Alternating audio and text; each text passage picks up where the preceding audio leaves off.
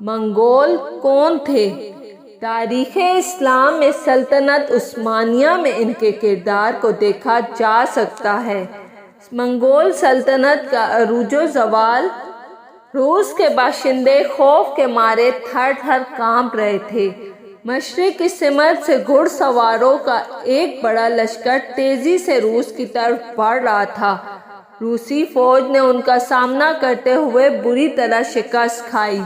جتنے بھی گاؤں، قصبے اور شہر اس لشکر کی زد میں آئے وہ سب کے سب تباہ ہو گئے۔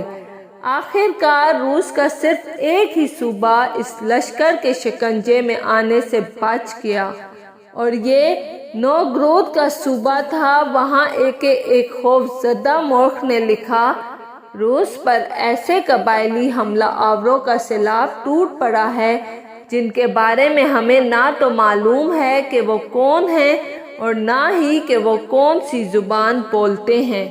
روس پر حملہ کرنے والے یہ گھڑ سوار دراصل منگول تھے۔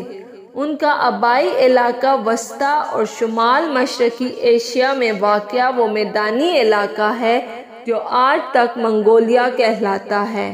13ویں صدی کے شروع میں منگولوں نے ایشیا سے یورپ تک ایک وسیع علاقے پر قبضہ جما لیا۔ محض 25 سال کے اندر ان کے قابو میں اتنا بڑا علاقہ آیا جتنا کہ رومی سلطنت 200 سال میں مغلوب نہیں کر پائی۔ جب منگول سلطنت اپنے عروج پر تھی تو اس نے کوریا سے ہنگریا تک اور سبریا سے انڈیا تک راج کیا۔ انسانی تاریخ میں کسی اور سلطنت نے اس پیمانے کے متواتر علاقے پر حکمرانی نہیں کی۔ منگول سلطنت کے بارے میں سیکھ کرنا صرف ایشیا اور یورپ کی تاریخ کے بارے میں ہمارا علم بڑھتا ہے، بلکہ خدا کے کلام میں پائے جانے والی کئی سچائیوں کی تصدیق بھی ہوتی ہے۔ مثلاً یہ کہ حکمرانوں کی شان و شوکت محض تھوڑے ہی عرصے کے لیے ہوتی ہے۔ انسان دوسروں پر حکومت کر کے ان پر بلا لاتا ہے۔ اس کے علاوہ پاک صحائف میں سلطنتوں کو اکثر جنگلی حیوانوں سے تشبیہ دی گئی ہے، کیونکہ وہ جانوروں کی طرح دوسری قوموں پر حملہ آور ہوتی ہیں۔ منگول کون تھے؟ منگول قوم ایسے خانہ بدوش قبیلوں پر مشتمل تھی جو ماہر گھڑ سوار تھے اور جو مویشی پالنے کے علاوہ شکار اور تجارت کرنے سے بھی اپنا گزر بسر کرتے تھے۔ اس زمانے میں زیادہ تر قوموں میں صرف فوجی ہی جنگ بازی سیکھتے تھے، جبکہ منگولوں کا تقریباً ہر مرد جس کے پاس گھوڑا ہوتا ایک زور آور جنگجو اور ماہر تیر انداز تھا۔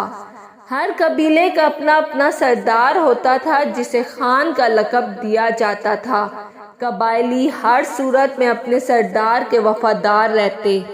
منگول قبیلے میں 20 سال تک ایک دوسرے سے لڑتے رہے۔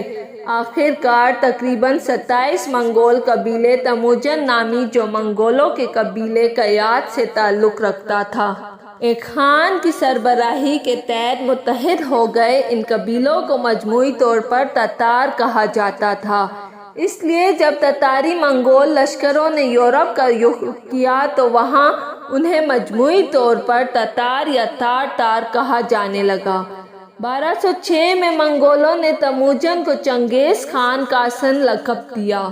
اس لقب کا مطلب طاقتور حکمران یا عالمگیر حکمران ہے۔ اس کے علاوہ اسے خاقان یعنی عظیم خان کا لقب بھی دیا گیا۔ چنگیز خان کے لشکر ایسے تیز اندازوں پر مشتمل تھا جو گھوڑوں پر سوار ہو کر تیر چلانے میں ماہر تھے، اس لیے وہ اتنی تیزی سے حملہ کر سکتے تھے کہ دشمن ان کا مقابلہ نہیں کر پاتے۔ اکثر مختلف لشکر ایک ہی وقت میں مختلف علاقوں پر حملہ آور ہوتے، اس طرح میدان جنگ ہزاروں میل تک پھیلا ہوتا۔ انکارٹا انسائکلوپیڈیا کے مطابق چنگیز خان جنگ بازی کے لحاظ سے سکندر اعظم یا نپولین اول سے بہت آگے تھے۔ چنگیز خان کے زمانے میں رہنے والی فارسی مورخ جوزجانی نے اس کے بارے میں لکھا کہ وہ بڑی توانائی، امتیاز، ذہانت اور سمجھداری کا مالک تھا، لیکن اس کے ساتھ ساتھ جوزجانی نے اس سے کسائی کا لقب بھی دیا۔ اس کا پارٹ 2 جاننے کے لیے انتظار کریں۔ اگر آپ کو میری ویڈیو پسند آئی ہے تو لائک اور سبسکرائب لازمی کیجیے گا۔